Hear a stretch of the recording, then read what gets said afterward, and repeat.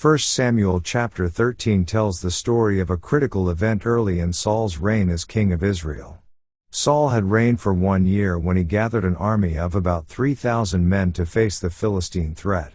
The Philistines assembled a massive force with chariots and warriors, causing fear and apprehension among the Israelite soldiers. As the Israelite army assembled at Gilgal, they began to lose confidence, and many of them deserted. Saul, wanting to seek God's favor and guidance before the battle, waited for Samuel to arrive and offer a burnt offering. However, Samuel's arrival was delayed, and the Israelite army grew increasingly anxious as they saw their numbers dwindling. Feeling compelled by the circumstances, Saul took it upon himself to offer the burnt offering to seek God's favor. Just as he finished the offering, Samuel arrived and confronted Saul for acting prematurely and not waiting for God's appointed time. Samuel told Saul that because of his impatience and disobedience, his kingdom would not endure, and God would seek a man after his own heart to replace him as king. In summary, 1 Samuel chapter 13 underscores the importance of obedience and trust in God's timing. Saul's hasty actions led to God's pronouncement of judgment on his reign. This event foreshadows the challenges Saul will face as king and sets the stage for the rise of David, who will be portrayed as a man after God's own heart in the subsequent chapters.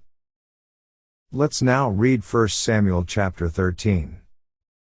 Saul reigned 1 year, and when he had reigned 2 years over Israel, Saul chose him 3,000 men of Israel, whereof 2,000 were with Saul in Michmash and in Mount Bethel, and 1,000 were with Jonathan in Gibeah of Benjamin, and the rest of the people he sent every man to his tent. And Jonathan smote the garrison of the Philistines that was in Geba, and the Philistines heard of it.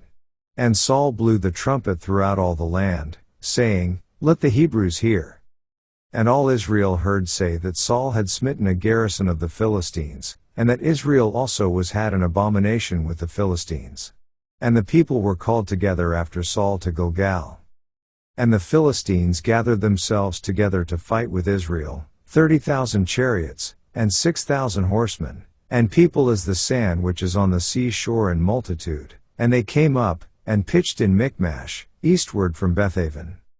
When the men of Israel saw that they were in a strait, for the people were distressed, then the people did hide themselves in caves, and in thickets, and in rocks, and in high places, and in pits.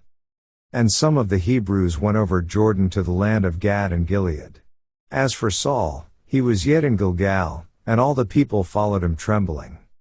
And he tarried 7 days, according to the set time that Samuel had appointed, but Samuel came not to Gilgal, and the people were scattered from him. And Saul said, Bring hither a burnt offering to me, and peace offerings. And he offered the burnt offering.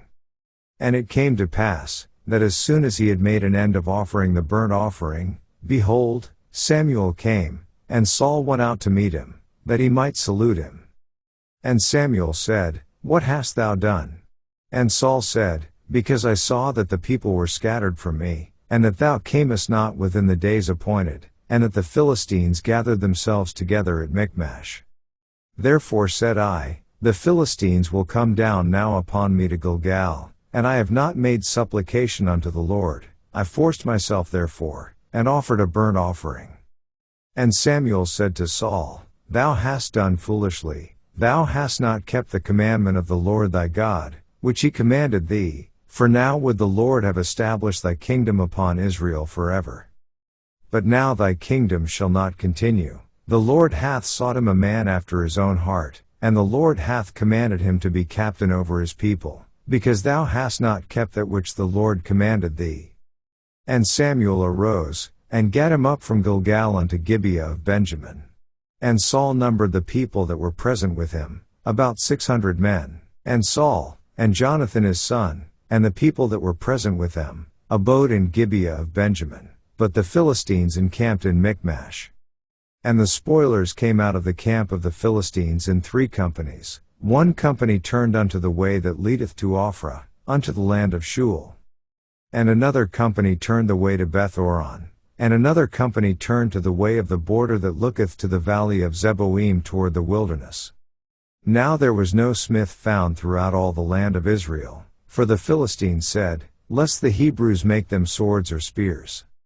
But all the Israelites went down to the Philistines, to sharpen every man his share, and his coulter, and his axe, and his mattock. Yet they had a file for the mattocks, and for the coulters, and for the forks, and for the axes, and to sharpen the goads. So it came to pass in the day of battle, that there was neither sword nor spear found in the hand of any of the people that were with Saul and Jonathan, but with Saul and with Jonathan his son was there found. And the garrison of the Philistines went out to the passage of Michmash. This ends our reading of 1 Samuel chapter 13.